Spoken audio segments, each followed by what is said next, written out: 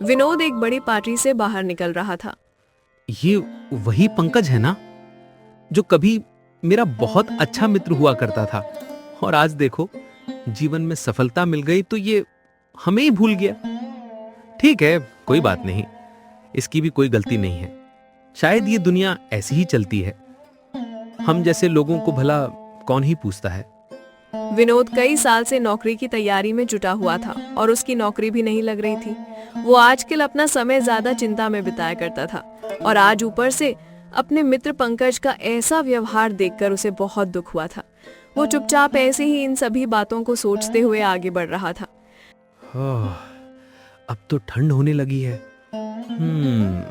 पता नहीं क्यों अचानक से चाय पीने का बहुत मन कर रहा है। शायद उस चाय वाले को देखकर।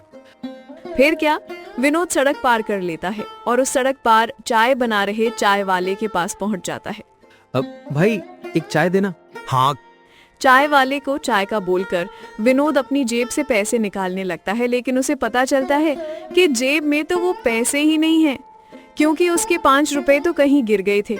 वहीं उसकी जेब में 20 रुपए थे जो उसके बस का किराया था। क्या हुआ?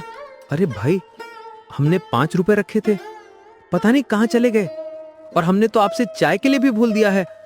अरे भाई, तो कौन सी बड़ी बात हो गई। आप पैसे की चिंता मत करो, ये लो चाय पी लो आप। वैसे भी रात के 12 बज चुके और ठंडी हवा भी चल रही है, और ये हमारी आज की आखिरी चाय भी है। आप नहीं पियोगे तो वैसे भी बर्बाद हो जाएगी, और हम तो पहले से ही पीकर बैठ चुके हैं। लेकिन आप इसे अपने खाते में लिख लो। जब कभी यहाँ आना हुआ तो आपका उधार दे दूंगा। आज उधार की चाय पी रहा हूँ। हाँ हाँ, ठीक है ठीक है।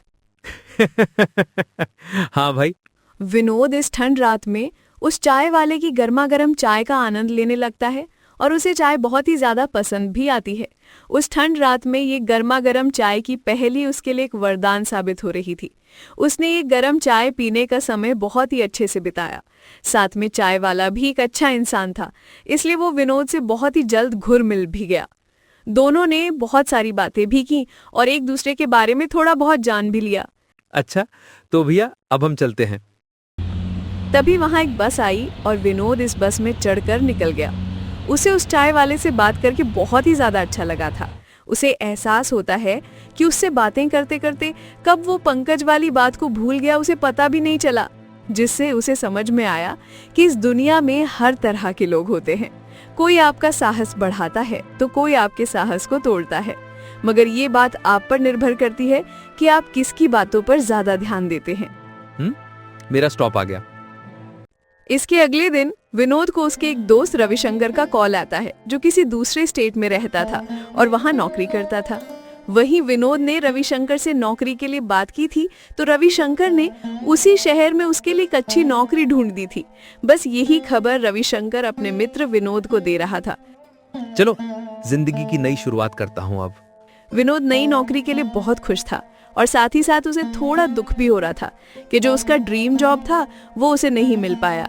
लेकिन कोई बात नहीं, कहते हैं ना, जितना मिलता है उसमें भी खुशी रहना चाहिए और उसे ही अपनी तरक्की का माध्यम बनाना चाहिए। विनोद दूसरे शहर जाने की सारी तैयारियां करने लगता है कि तभी शाम के समय उसे पता चलता है कि दीपाली की अगले महीने शादी होने वाली है, और ये वही लड़की थी जिसे विनोद कभी प्रेम किया करता था। लेकिन किसी वजह से दीपाली ने शादी के लिए मना कर दिया था, जिससे विनोद और भी टूट सा गया था। खैर, अब विनोद दीपाली के बारे में नहीं सोचता और वो जिंदगी में आगे बढ़ाने के लिए तैयार है। अब हाँ माँ, ठीक है माँ, सारी तैयारियां हो चुकी हैं। अब मैं परसों चला जाऊंगा। आप दोनों यहाँ अच्छे से रहना और किसी बात की टेंशन मत लेना, और हमेशा याद रखना कि मैं हमेशा आप दोनों के साथ हूं। हाँ बेटा। अपने माता पिता के साथ बातचीत करते समय विनोद की नजर मेज पर रखे हुए 5 रुपए की नोट की तरफ चली जाती है और उसे उस चाय वाले की याद आती है। तो वो सोचता है कि दूसरे शहर जाने से पहले वो उसके 5 रुपए का उधार दे दे, और उसने उस रात ठंड में उधार की चाय पी थी, उसका उधार वो चुका दे। जाता हूं शाम को। विनोद शाम होते ही उस जगह पर पहुंच जाता है जहां पर उसने उस चाय वाले की दुकान में ठंड में उधार की चाय पी थी। अरे, उस चाय वाले की दुकान कहाँ चली गई? वो भी इतनी जल्दी? तभी विनोद को वो एक बूढ़े काका दिखते हैं, जिनसे वो उस चाय वाले के बारे में पूछता है। अरे बेटा, उसकी दुकान में तो बहुत उधार हो गया था और डूब गई। और वैसे भी कुछ दिनों से उसकी दुकान कुछ अच्छी चल भी नहीं रही थी। मैंने किसी से सुना था कि बेचारा बहुत मेहनती है और इस जगह पर वो पहले पानी पूरी भी बेचा करता था, जो कि वो दुकान भी उसकी नहीं चली। बताओ, वो व्यक्ति इतनी परेशानी में था, फिर भी उससे बात करते वक्त मुझे ये बिल्कुल एहसास नहीं हुआ कि उसके अंदर कितना दुख छुपा हुआ है। मैं तो सिर्फ अपने ही दुख को सबसे बड़ा मान रहा था। निराश विनोद उसी जगह को घूरता रहता है जिस जगह पर उस चाय वाले की दुकान थी। फिर क्या, अब वो चाय वाला जिसकी उधार की चाय विनोद ने पी थी, वो तो वहां पर है ही नहीं, इसलिए वो भी वहां से चला जाता है। काश वो चाय वाला यहीं पर होता। विनोद तो यहाँ से चला जाता है, लेकिन तभी थोड़ी देर बाद यहाँ पर वही चाय वाला आता है जिसका नाम है सुंदरलाल। इतनी अच्छी खासी दुकान थी मेरी यहाँ पर, वो भी बंद हो गई। पता नहीं ईश्वर ने मेरे नसीब में क्या लिखा है।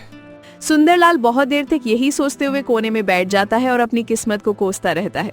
वहीं थोड़ी देर बाद वो घर चला जाता है जहां उसकी पत्नी वंदना उसका इंतजार कर रही थी और गोद में अपना 7 महीने का बच्चा लिए हुई थी। अजी आ गए आप? हाँ वंदना। अजी मैं ना आपसे ये कह रही थी कि जो कुछ समय पहले मेरी एक नई सहेली बनी है ना पुष्पा, वो बहुत अच्छी है। उसका पति बहुत अच्छा कमाता है। मैंने उससे बात की है तो वो हमें कुछ पैसे देने के लिए तैयार भी हो गई है। तो क्यों ना उससे कुछ पैसे ले लिए जाएं और छोटी मोटी कोई चाय और पकौड़ी की दुकान खोल ली जाए। मैं भी आपकी मदद करूंगी ताकि दुकान इस बार अच्छे से चल सके। अरे वंदना, तुम कैसी बातें कर रही हो? अभी हमारा 7 महीने का बच्चा है, इसीलिए इसको अभी तुम्हारी बहुत जरूरत है। तुम इस सब की चिंता ना करो, मैं अकेले कर लूंगा।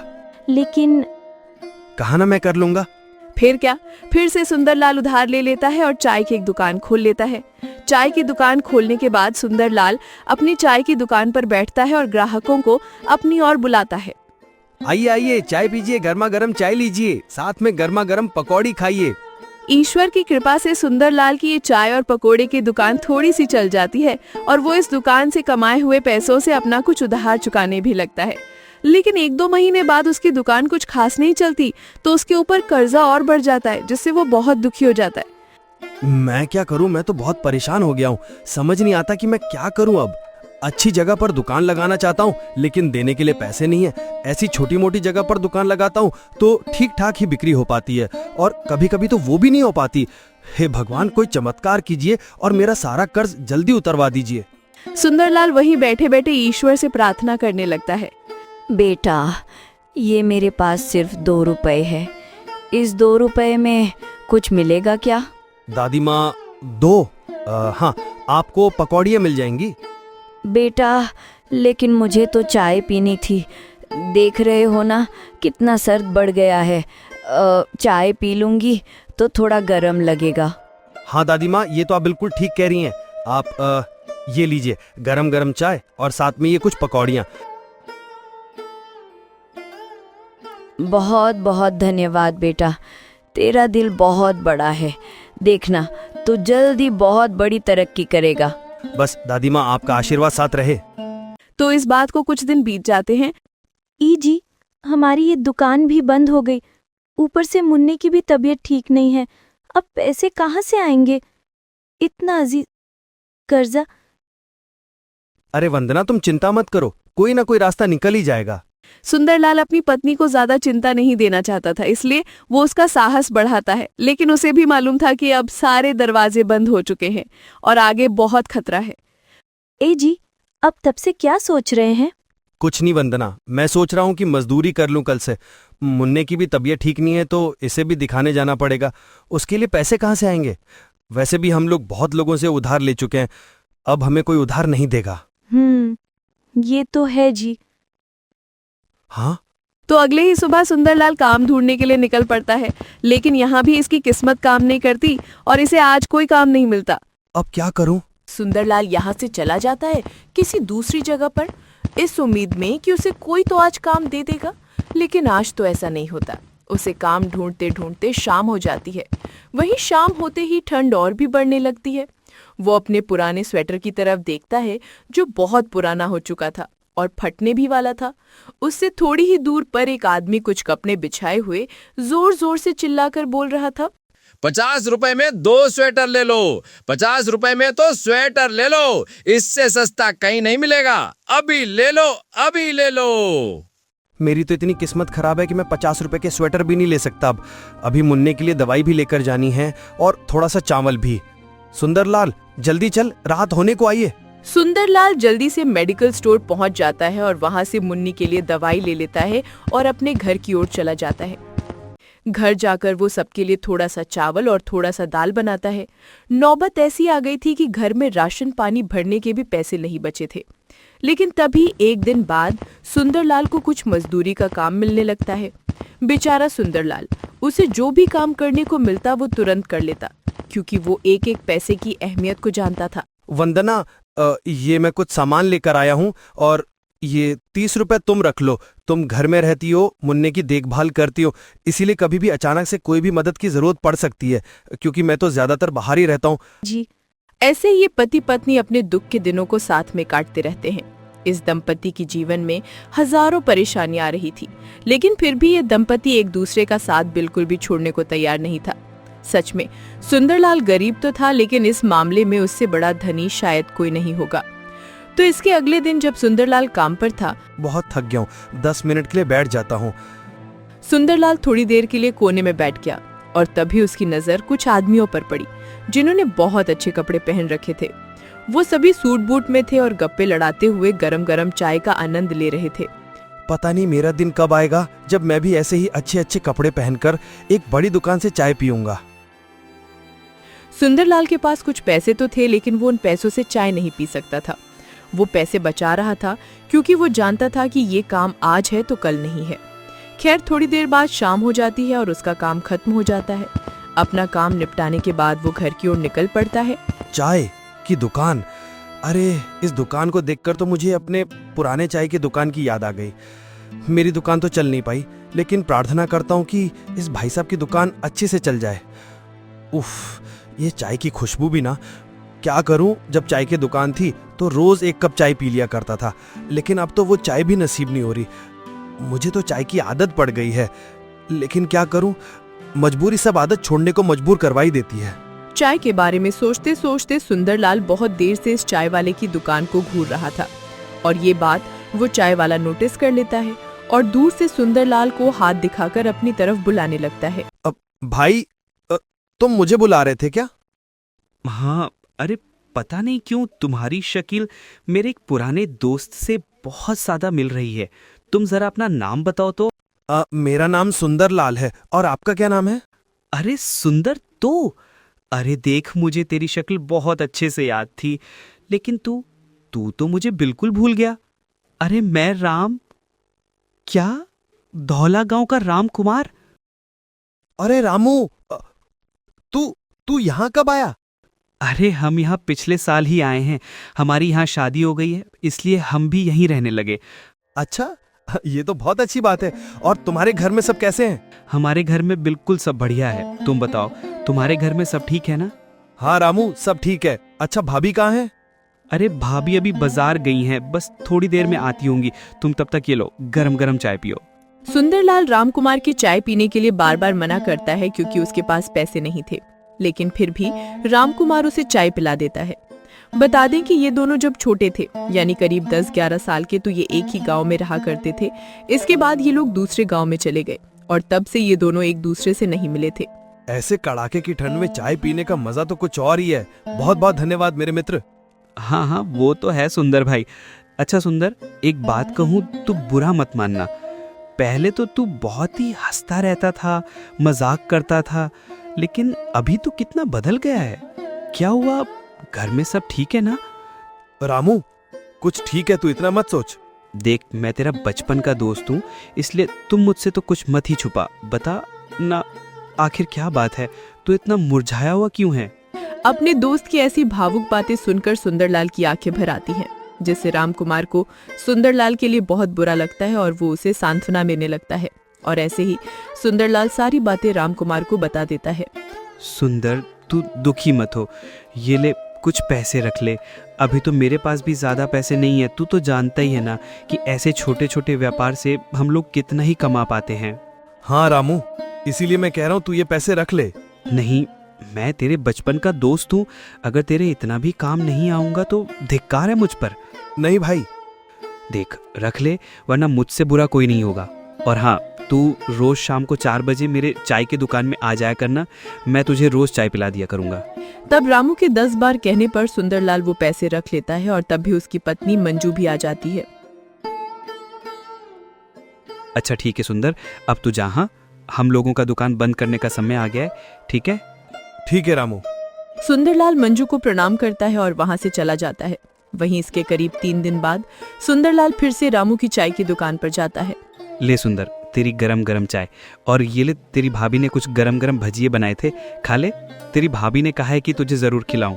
अच्छा, भाभी को बहुत बहुत धन्यवाद कहना, कसम से ये भजिया तो बहुत ही स्वादिष्ट है। भाभी जी ने तो कमाल कर दिया। हाँ, मंजू तो खाना बनाने में एक्सपर्ट है, सब बनाना आता है उसे। हाँ और क्या। अच्छा सुंदर, तू ना मुझे बात बात पर धन्यवाद मत बोला कर, क्योंकि तुझे पता है ना कि तेरे पिताजी ने हमारे पिताजी की कितनी सहायता की थी। गांव में हमारी किसी ने मदद नहीं की थी, लेकिन सिर्फ तेरे ही पिताजी थे जिन्होंने हमारी सहायता की थी। अगर वो ना होते तो न जाने हम सबका क्या होता। तू अब वो सारी बातें भूल जा। और वैसे भी देख, आज तू मेरे लिए इतना कुछ कर रहा है। कहते हैं ना, मदद करनी चाहिए, वो मदद कभी ना कभी किसी ना किसी रूप में आपको वापस लौट ही आती है। हाँ और क्या, इस दुनिया में इंसानियत सबसे बड़ी चीज है। सुंदरलाल रामू चाय वाले की दुकान से चाय पीते पीते उससे बातचीत कर रहा था। बातचीत करते हुए दोनों लोग पुराने दिनों में खो जाते हैं। तभी तुरंत शाम के 5:30 बजते हैं। अच्छा सुंदर, अब तू जहाँ। हाँ ठीक है। सुंदरलाल जाने लगता है। रामू अचानक मुझे जाने के लिए क्यों बोलता है? कोई बात नहीं, मुझे भी उसकी समस्या को समझना चाहिए। तो यही सिलसिला कई बार होता है। जब भी सुंदरलाल राम कुमार की चाय की दुकान में चाय पीता है और जैसे ही 5:30 बजता है, वो सुंदरलाल को उसकी दुकान से जाने के लिए बोल देता है, कोई न कोई बहाना बनाकर।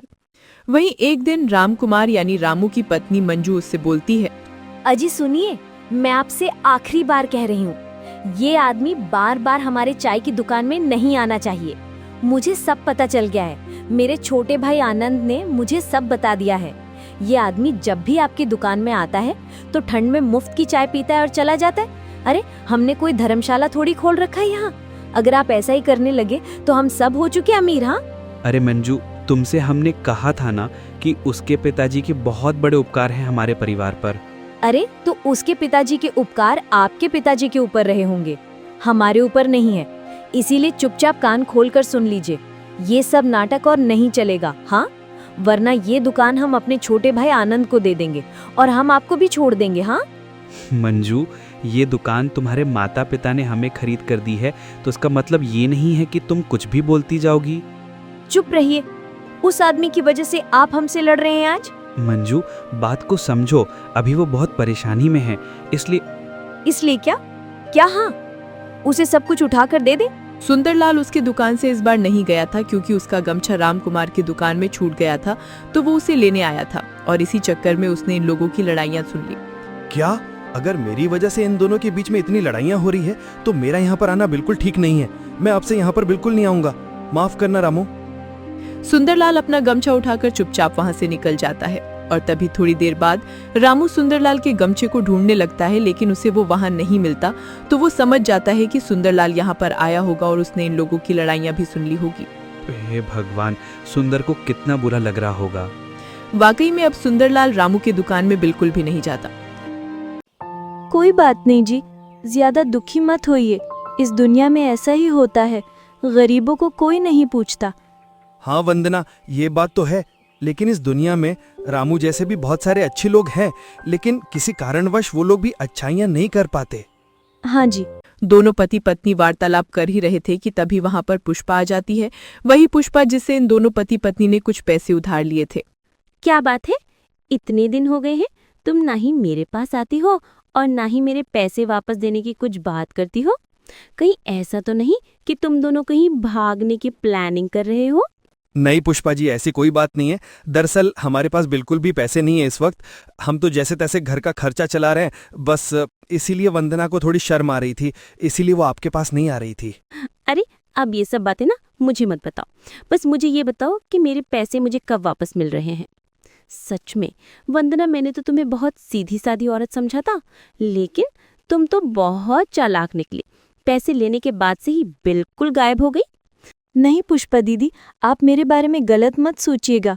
मुझे कुछ नहीं पता, मैं तुम्हें 1 महीने का और वक्त देती हूँ। मेरे सारे पैसे मुझे मिल जाने चाहिए।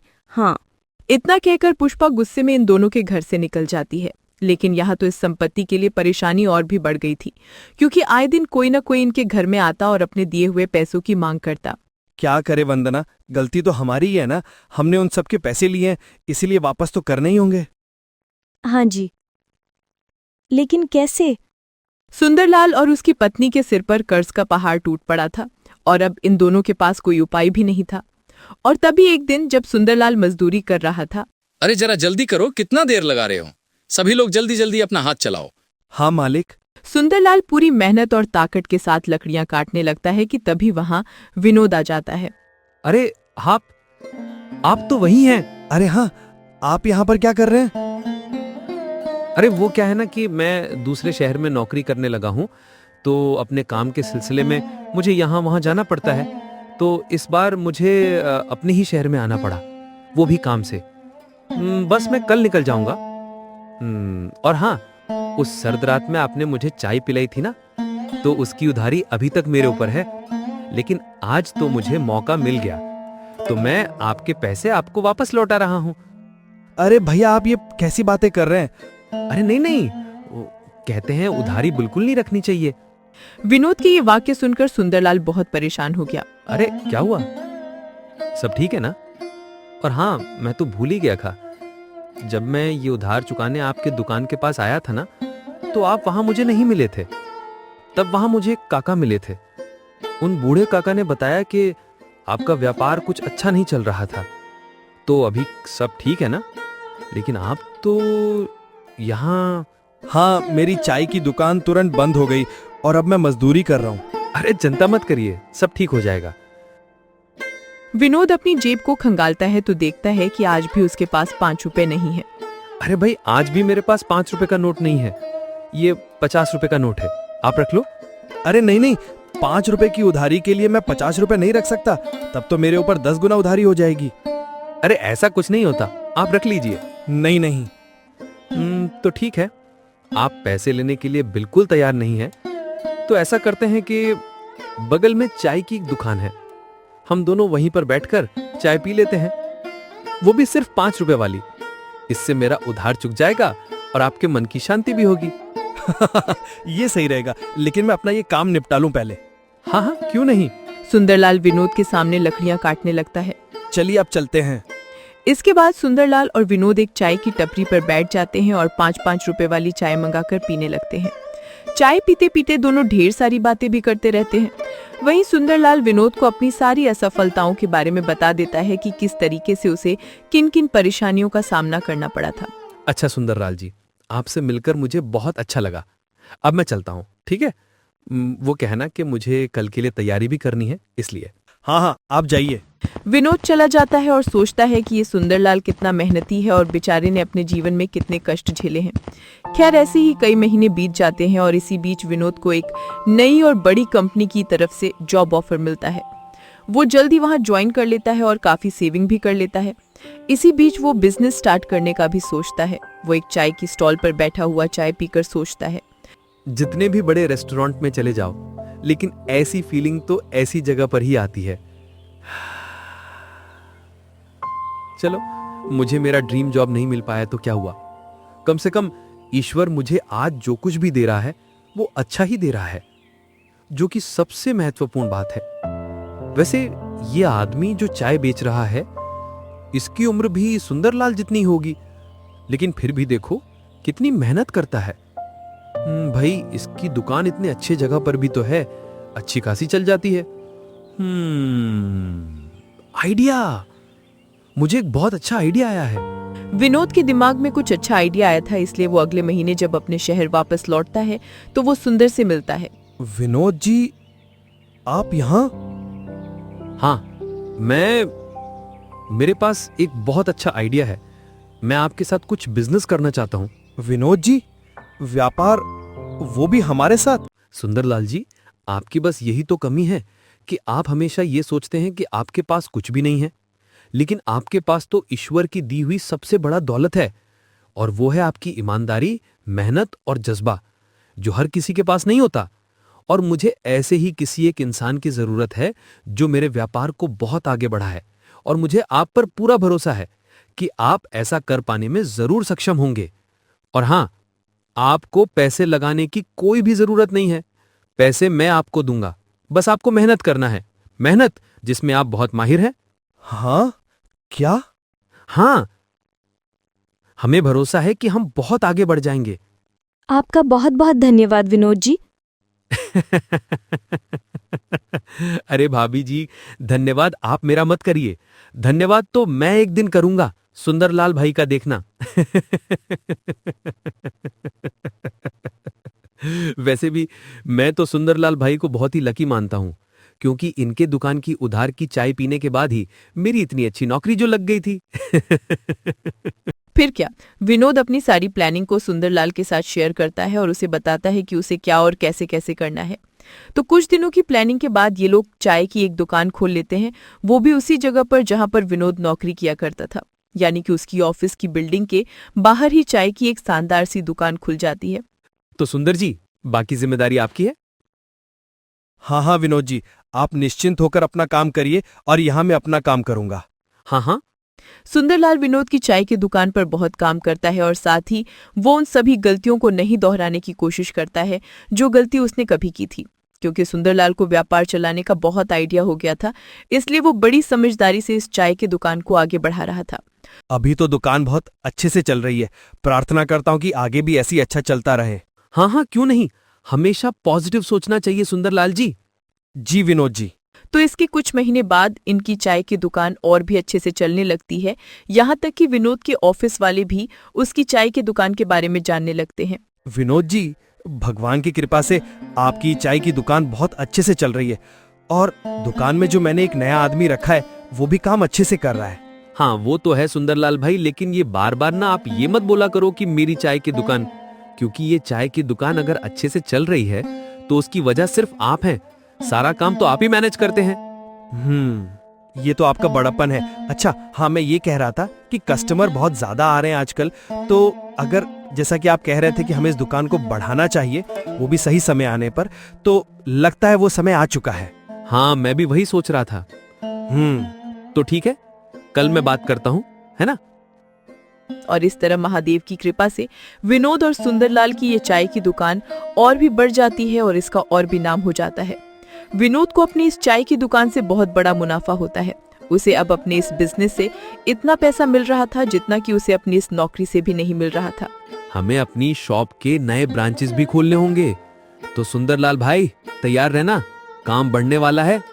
हाँ विनोद जी, हम सब बिल्कुल तैयार हैं। तो इस तरह विनोद ने उस सर्द रात में जो सुंदरलाल की चाय की दुकान से उधार की चाय पी थी, उसे उसने इस रूप में चुका दिया था जिसे सुंदरलाल अपने जीवन भर नहीं भूलने वाला था। देखिए जी, भगवान की कृपा से हम लोग कहाँ से कहाँ पहुँच गए। हाँ, सब प्रभु की कृपा है। जय भोलेनाथ। इसीलिए दोस्तों कहते हैं ना, कठिन परीक्षा के बाद अच्छे दिन भी जरूर आते हैं।